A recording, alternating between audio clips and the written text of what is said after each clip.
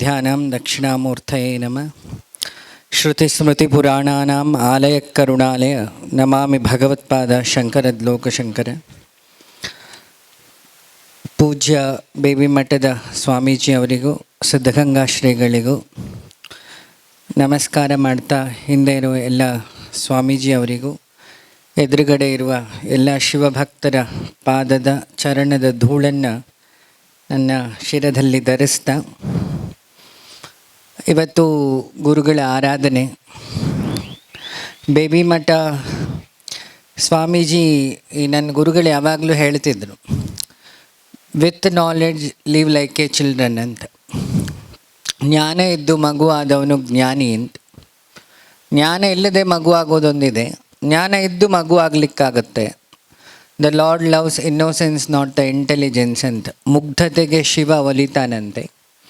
ಆ ಮುಗ್ಧತೆಯ ಮೂರ್ತಿ ಸ್ವರೂಪ ಮತ್ತು ಪ್ರತಿಯೊಬ್ಬರಲ್ಲೂ everything is my virtual image ಅಂತ. ಎಲ್ಲವೂ ನನ್ನ ಪ್ರತಿರೂಪವೇ ಅಂತ ಪ್ರೀತಿಸೋ ಸನ್ಯಾಸಿಗಳಲ್ಲಿ ಅಗ್ರಗಣ್ಯರು. ಯಾಕೆ ಒಬ್ಬರ ಗುರುಗಳಲ್ಲಿ ತಂದೆ, ತಾಯಿ, ಅಣ್ಣ, ಸಖ ಎಲ್ಲವನ್ನೂ ನೋಡ್ಬೋದು ಅನ್ನೋ ಗುರುಗಳಲ್ಲಿ ಆ ಸಾಲಲ್ಲಿ ಯಾರಿದ್ದರೆ ಬೇಬಿ ಮಠದ ಶ್ರೀಗಳೊಬ್ಬರು ಅಂದ್ಕೊಳ್ತೀನಿ. ಇದು ಉತ್ಪ್ರೇಕ್ಷೆ ಎಲ್ಲ ನಾನು ನೋಡಿದ್ದು. ಯಾಕೆ ಈ ನವರಾತ್ರಿ ಟೈಮಲ್ಲಿ ತಾಯಿ ಹಾಗೆ ಬಾಗಿನ ಕೊಡ್ತಾರೆ. ಈಗ ಲಂಬಾಣಿಯವ್ರು ಹೇಳಿದಾಗೆ ಈಗಿನ ಕಾಲದಲ್ಲಿ ಹುಷಾರಿಲ್ಲ ಅಂದರೆ ಮನೆ ಬಾಗಿಲಿಗೆ ಹೋಗೋದು ಬಿಡಿ, ಡಿಸ್ಚಾರ್ಜ್ ಆದಮೇಲೆ ಹೇಗಿದ್ದು ಕೇಳೋ ಕಾರ್ಯಕ್ರಮದಲ್ಲಿ ಈ ರಕ್ತ ಸಂಬಂಧಕ್ಕಿಂತ ಹೃದಯ ಸಂಬಂಧಕ್ಕೆ ತಾಕತ್ತು ಜಾಸ್ತಿ ಎಂದಾಗೆ, ಹರ ಮುನಿದ್ರು ಗುರು ಕಾಯ್ತಾನೆ ಎಂದಾಗೆ ಅವರು ಮುಂದಿಂದ ಹೇಳಲಿಲ್ಲ, ನಾನೇ ಹೇಳಿಬಿಡ್ತೀನಿ. ಅವತ್ತು ಅವರನ್ನು ಸೀರಿಯಸ್ ಆಗಿ ಅನ್ಕಾನ್ಷಿಯಸ್, ಇನ್ನೂ ಅವ್ರ ಮನೆಯವರು ಇಲ್ಲೇ ಇದ್ದಾರೆ. ಡಾಕ್ಟ್ರು ಡೌಟ್ ಅಂದಾಗಲೂ ಅದನ್ನೇ ಹೇಳಿದೆ, ಹರ ಮುನಿದ್ರೆ ಗುರು ಕಾಯ್ತಾರೆ ಎಂದಾಗೆ ಯಮನನ್ನು ತಡಿಲಿಕ್ಕೆ ತಾಕತ್ತಿರೋದು ಹರನನ್ನು ಬಿಟ್ಟರೆ ಗುರುವಿಗೆ ಮಾತ್ರ. ಅದಕ್ಕೆ ಇವತ್ತು ಎಲ್ಲ ಹಾವೇರಿಯವರು ಇಲ್ಲಿದ್ರಿ, ನನಗೊಂದು ಲೈನ್ ಜ್ಞಾಪಕ ಆಯಿತು. ಹಾವೇರಿಯಲ್ಲೇ ಇವತ್ತು ಕಾವೇರಿ ಕಡೆಗೆ ಅಂತ. ಇದು ಕಾವೇರಿ ಇರೋ ಕ್ಷೇತ್ರ. ಮತ್ತು 2 ಪ್ರೋಗ್ರಾಮ್ ನಾನು ಯಾವಾಗಲೂ ತಪ್ಪಿಸ್ಲಿಕ್ಕೆ ಸಾಧ್ಯ ಇಲ್ಲ ಅಂತ. ಯಾಕೆ ನನಗೆ ಸ್ವಲ್ಪ ಆರ್ಡ್ರ್ ಮಾಡಲಿಕ್ಕೆ ಅಧಿಕಾರ ಇರೋದು BGSನ ಶೇಖರ್ ಸ್ವಾಮೀಜಿಗೆ ಬಿಟ್ಟರೆ ನಮ್ಮ ಬೇಬಿ ಮಠದ ಸ್ವಾಮಿಗಳಿಗೆ. ನಾನು ಮೊನ್ನೆ ಹುಟ್ಟಿದಬ್ಬಕ್ಕೆ ಬರಬೇಕಿತ್ತು, ಹೈದ್ರಾಬಾದ್ ಹೋಗಬೇಕಾಯ್ತು. ಈ ದಿನದ 4 ಪ್ರೋಗ್ರಾಮನ್ನು ಕ್ಯಾನ್ಸಲ್ ಮಾಡು ಅಂದೇನೆ. ಮತ್ತು ಒಂದು, ನಾನು ಅವರಿಗೆ ಏನೂ ಅಂಥ ಸೇವೆ ಎಲ್ಲ ಮಾಡಲಿಲ್ಲ. ಆ ಗುರು ಕಾರುಣ್ಯ ಅಂತಾರಲ್ಲ, ಅದರ ಎದುರುಗಡೆ ಎಲ್ಲವೂ ಶೂನ್ಯ ಅಂತೆ. ಹಾಗಾಗಿ ಆ ಕಾರುಣ್ಯಕ್ಕೆ ಆ ತಾಕತ್ತಿದೆ. ಮತ್ತು ಪಕ್ಕದಲ್ಲಿರೋ ಸಿದ್ಧಗಂಗಾ ಶ್ರೀಗಳು ಈ ಜ್ಞಾನಯಜ್ಞ, ಅನ್ನಯಜ್ಞ ಯಾವ ಹೆಸರು, ಆ ಗಂಗೆ ಬತ್ತಬೋದು. ಬರಗಾಲ ಬಂದರೆ ಕಾಶಿ ಗಂಗೆ ಬತ್ತುತ್ತಾಳೆ, ಆದರೆ ಒಂದು ಗಂಗೆ ಜಗತ್ತಿರೋ ತನಕ ಬತ್ತಲ್ಲ, ಅದು ಸಿದ್ಧಗಂಗಾ ಕ್ಷೇತ್ರ. ಅದು ರೆಡಿಮೇಡ್ ಅಂತ. ಸಿದ್ಧ ಅಂದರೆ ರೆಡಿಮೇಡ್ ಆಗಿರೋ ಗಂಗೆ ಹರಿಯೋ ಜಾಗ. ಹಳೆಯ ಗುರುಗಳನ್ನು ನಾನೊಮ್ಮೆ ಸೋಮಣ್ಣ ಅವ್ರ ಜೊತೆಗೆ, ದೊಡ್ಡ ಗುರುಗಳಿರ್ತಾ ಒಮ್ಮೆ ಹೋಗಿದ್ದೆ. ಅವರ ಹುಟ್ಟಿದಬ್ಬ, ಕೊನೆ ಹುಟ್ಟಿದಬ್ಬಕ್ಕೆ ಇನ್ನು 2-3 ತಿಂಗಳಿತ್ತು ಆ ಟೈಮಲ್ಲಿ. ಇವತ್ತು ಮಹಾ ತಪಸ್ವಿ ಒಂದು ಊರಲ್ಲಿದ್ದರೆ ಊರು ಸ್ಮಶಾನ ಆಗಿದ್ದರೂ ಅದು ಕೈಲಾಸ ಆಗುತ್ತೆ ಅನ್ನಲಿಕ್ಕೆ ಈ ಬೇಬಿ ಗ್ರಾಮ ಸಾಕ್ಷಿ. ಯಾಕಂದರೆ ಗುರುಗಳು ಬಂದ ಮೇಲೆ ಅಲ್ಲಿಗೆ ಗುರಿ ದಿಕ್ಕು ಸಿಗುತ್ತಂತೆ. ಅಲ್ಲಿ ತನಕ ಊರಿಗೆ ದಿಕ್ಸೂಚಿ ಇರಲ್ಲ. ಇದು ಚಾತುರ್ಮಾಸ ಅಂತಾರೆ ನಮ್ಮ ಆಚಾರ್ಯರ ಭಾಷೆಯಲ್ಲಿ. ಆ ತಿಂಗಳಿದು. ನಾನು ಬೆಳಗ್ಗೆ ಮಣಿ ಹೆಗಡೆ ಹತ್ರ ಹೇಳಿದೆ, ನೋಡು ಇವತ್ತು ಬೆಳಗ್ಗೆ ನಮಗೆ ಗುರುದರ್ಶನ, ಇವತ್ತೇ ಶುರು ಅದು, ಗುರುದರ್ಶನ ಭಾಗ್ಯ ಇದೆ ಅಂತ. ಅವನು ಭಿಕ್ಷೆ ಇಟ್ಕೊಳ್ಬೇಕಾರೆ ಅಂದರೆ ಫಲ ಸಮರ್ಪಣೆಗೆ ನಮ್ಮ ಕಡೆ ಶೃಂಗೇರಿ ಕಡೆ ಭಿಕ್ಷಾ ವಂದನೆ ಅಂತ ಅವನು ತಗೊಳ್ತಾ ಯಾವಾಗಲೂ 2 ಕಾವಿ ತಗೊಳ್ಳೋರು ಇವತ್ತು 3 ತಗೊಳ್ಳುವ ಅಂತ. ಹಾಗಾಗಿ ಇವತ್ತು ನಮ್ಮ ಪ್ರೇಮ ಗಂಗೆ ಮತ್ತು ಸಿದ್ಧಗಂಗೆಯವರಿಬ್ಬರು ಪಾದದ ದರ್ಶನ ಆಗಿದ್ದು ನಮಗೆಲ್ಲ ಯೋಗ ಅಂತ. ಈ ಶ್ರಾವಣ ಮಾಸದಲ್ಲಿ ಒಳ್ಳೆಯದನ್ನು ಶ್ರವಣ ಮಾಡಬೇಕಂತೆ, ಚಕ್ಷುಯಿಂದ ಒಳ್ಳೆಯದನ್ನು ನೋಡಬೇಕಂತೆ, ಆವಾಗ ಒಳ್ಳೆಯದೇ ಆಗತ್ತೆ ಅಂತ. ಈ ಬೇಬಿ ಮಠದ ಸ್ವಾಮಿಗಳಿಗೆ ಹೇಳ್ಬೋದಂದರೆ, ಪೂರ್ಣಮದಂ ಪೂರ್ಣಮಿದಂ ಪೂರ್ಣಾತ್ ಪೂರ್ಣಮುದಚ್ಯತೆ ಅಂತ. ಅವ್ರು ಯಾವಾಗಲೂ ಪೂರ್ಣವಾಗೇ ಇರ್ತಾರೆ, ಅವರು ಖಾಲಿ ಆಗಲ್ಲ. ಖಾಲಿ ಆಗದೆ ಇರೋದು ಜ್ಞಾನ ಮಾತ್ರ. ತಾನು ನಡೆದಿದ್ದನ್ನೇ ತಾನು ನುಡಿಯುವುದಂತ ನಾನು ನೋಡಿದಾಗ ಅವರು ಏನು ಹೇಳ್ತಾರೋ ಅವ್ರು ಹಾಗೆ ಬದುಕಿದ್ದಾರೆ. ಈಗಷ್ಟೇ ಒಬ್ಬರು ಹೇಳಿದರು, ಖುಷಿ ಆಯಿತು.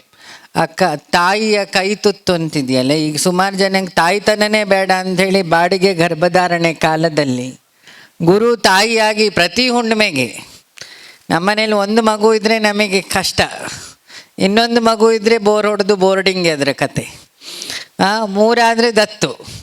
ಆ ಕಾಲದಲ್ಲಿ ಎಲ್ಲ ಮಕ್ಕಳನ್ನು ಹುಣ್ಣಿಮೆ ದಿನ ಎಲ್ಲ ತಾಯಂದ್ರನ್ನು ಜಗತ್ತಲ್ಲಿ ತೀರಿಸ್ಲಿಕ್ಕಾಗ್ದಿದ್ದ ಋಣ ತಾಯಿ ಋಣ. ಆ ತಾಯಂದ್ರಿಗೆ ತಾಯಿ ಆಗೋ ಕೆಲಸ ಯಾರು ಸ್ವಾಮೀಜಿ ಮಾಡಿದರೆ ಅದು ಬೇಬಿ ಮಠದ ಶ್ರೀಗಳು. ನಮ್ಮ ADC ಅವರು ಹೇಳಿದರು, ನಮ್ಮ RTV ಅವರು ನಮಗೆ ಅವ್ರ ಹಳೆ ಪರಿಚಯ. ಅವ್ರು ಹೇಳಿದರು, ಹುಣ್ಣಿಮೆ ದಿನ ಕೈ ತುತ್ತು ಚೆನ್ನಾಗಿ ಪೂಜೆ ಮಾಡ್ತಾರೆ, ಅದಕ್ಕೆ ಪೂರ್ಣಮದ ಬಂದಿದ್ದು. ಚಂದ್ರವನ ಅಂತ ಇದ್ದಿದ್ದ ಹೆಸರು, ನಾವು ಅದನ್ನು ಚಂದದ ವನ. ಯಾರು ಹೃದಯದಿಂದ ಮಾತಾಡಿಸ್ತಾರೆ, ಹೃದಯದಿಂದ ಊಟ ಹಾಕ್ತಾರೆ, ಹೃದಯದಿಂದ ಪ್ರೀತಿಸ್ತಾರೆ, ಅಂಥವರನ್ನು ಜಗತ್ತು ಹೃದಯದಿಂದ ಗೌರವಿಸುತ್ತೆ. ಅಂಥ ಶ್ರೀಗಳ ಗುರುಗಳ ಇವತ್ತು ಪುಣ್ಯ ಆರಾಧನೆ. ಈ ಆರಾಧನೆ ಯಾಕೆ ಮಾಡಬೇಕು ಅಂದರೆ, ಈ ಆರಾಧನೆ ಮತ್ತು ಜಯಂತಿ ಈ ಎರಡೂ ದಿನ ಈ ಯೋಗಿಗಳ ಬೆನ್ನುಮೂಳೆಯಲ್ಲಿ ಚಿತ್ತಶಕ್ತಿ ಅಂತ ಒಂದು ಪ್ರಭೆ ಇರುತ್ತೆ, ಅದನ್ನು ಚಿತ್ತಪ್ರಭಾ ಅಂತಾರೆ. ಶಾಸ್ತ್ರದಲ್ಲಿ ಅಮೃತ ನಾಡಿ ಅಂತ ಹೇಳ್ತೀವಿ. ಈ ಸುಷುಮ್ನಾ ನಾಡಿ ಒಳಗಿರುತ್ತೆ, ಒಂದು ಸಣ್ಣ ನಾಡಿ, ಅದು ಅಮೃತ ಶಕ್ತಿ ಇರೋ ನಾಡಿ. ಈ ಗುರುಗಳ ಸಮಾಧಿ ಇದೆಯಲ್ಲ, ಜೀವ ಸಮಾಧಿ ಆಗಲಿ, ತಪಸ್ವಿಗಳ ಗದ್ದುಗೆ ಆಗಲಿ, ಅತನಿ ಶಿವಯೋಗಿಗಳ ಗದ್ದುಗೆ ಆಗಲಿ, ಅದಕ್ಕೆಲ್ಲ ಯಾರೋ ಕೇಳಿದರು, ನಾವು ನಮ್ಮ ಈ ಕಡೆ ಎಲ್ಲ ಬಂದು ಹುಬ್ಳಿಯವ್ರನ್ನೆಲ್ಲ ಸಿದ್ಧಾರೂಢರ ಹತ್ರ ಕಳಿಸ್ತಿರ್ತೀನಿ ಗುರುವಾರ. ಅತನಿಯವರು ಬಂದರೆ ಶಿವಯೋಗಿಗಳ ಹತ್ರ ಹೋಗಿ, ಈ ಕಡೆಯವರು ಬೇಬಿ ಮಠದ ಗುರುಗಳ ಗದ್ದುಗೆಗೆ ಬಂದು ಹೋಗೋದ್ರಿಂದ ಏನಾಗುತ್ತೆ ಅಂತ ಹೇಳ್ತೀನಿ. ನೋಡಿ, ನಮ್ಮ 3 ಶರೀರ ಇದೆ, ಆದಿ ಭೌತಿಕ, ಆದಿ ದೈವಿಕ, ಆಧ್ಯಾತ್ಮಿಕ. ಈ ಮೈಕು ಒಳಗಿರೋ ಸಾಫ್ಟ್ವೇರು, ಕರೆಂಟು 3 ಇದ್ದಾಗೆ ನಮ್ಮ ಶರೀರದಲ್ಲೂ ಮನಸ್ಸು, ಜೀವ, ದೇಹ, ಈ 3 ಶುದ್ಧ ಮಾಡೋ ತಾಕತ್ತು ಯೋಗಿಗಳ ಗದ್ದುಗೆಗಿರ್ತದೆ. ನೀವು ಬೇಕಾದ್ರೆ ನೋಡಿ, ಸುಮ್ಮನೆ ಅಲ್ಲಿ 15 ದಿನಕ್ಕೊಂದ್ಸಲಿ ಬೇಬಿ ಮಠದ ಶ್ರೀಗಳ ಗುರುಗಳ ಗದ್ದುಗೆಗೆ ಸುಮ್ಮನೆ ಬಂದು ಹೋಗ್ತಾ ಇರಿ. ನಿಮ್ಮ ಲೈಫಲ್ಲಿ ಸುಮಾರು ಚೇಂಜಸ್ ಆಗುತ್ತೆ. ನೀವೇನೂ ಮಾಡೋದು ಬೇಡ, ಕೂತೆದ್ದು ಹೋಗಿ.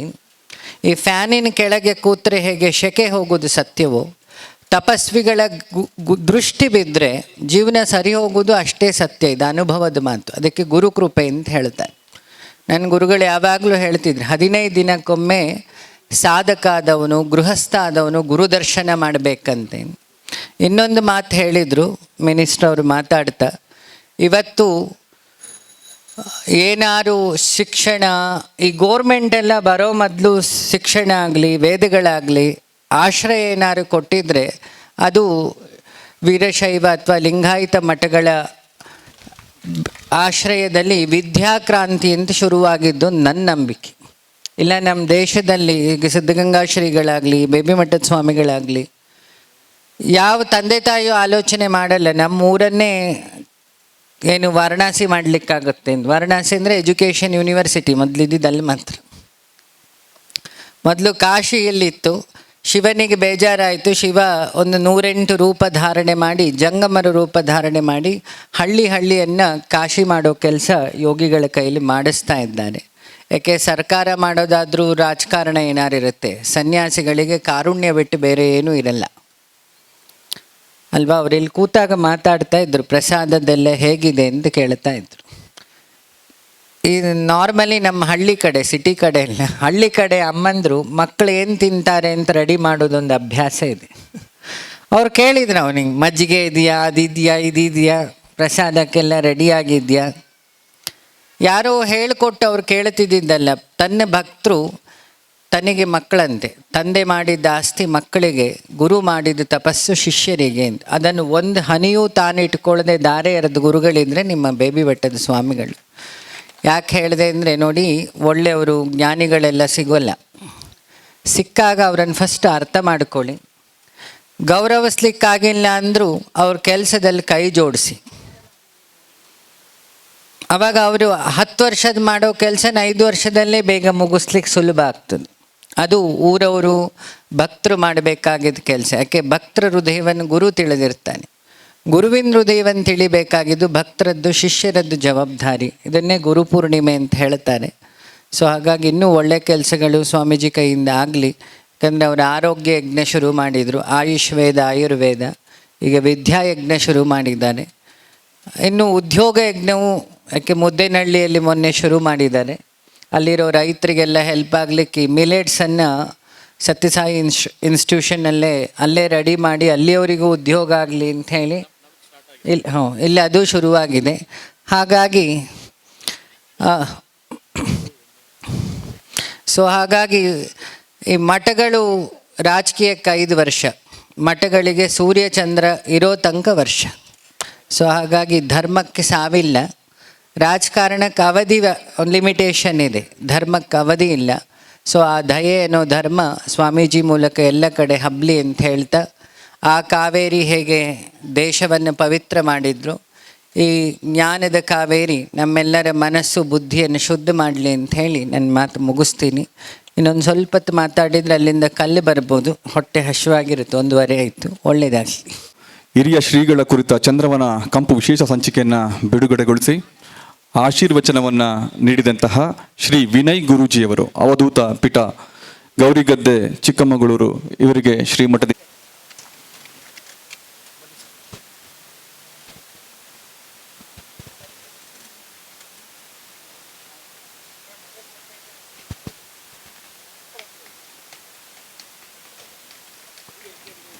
ಶ್ರೀ ವಿನಯ್ ಗುರೂಜಿಯವರು, ಅವಧೂತ ಪೀಠ ಗೌರಿಗದ್ದೆ ಚಿಕ್ಕಮಗಳೂರು.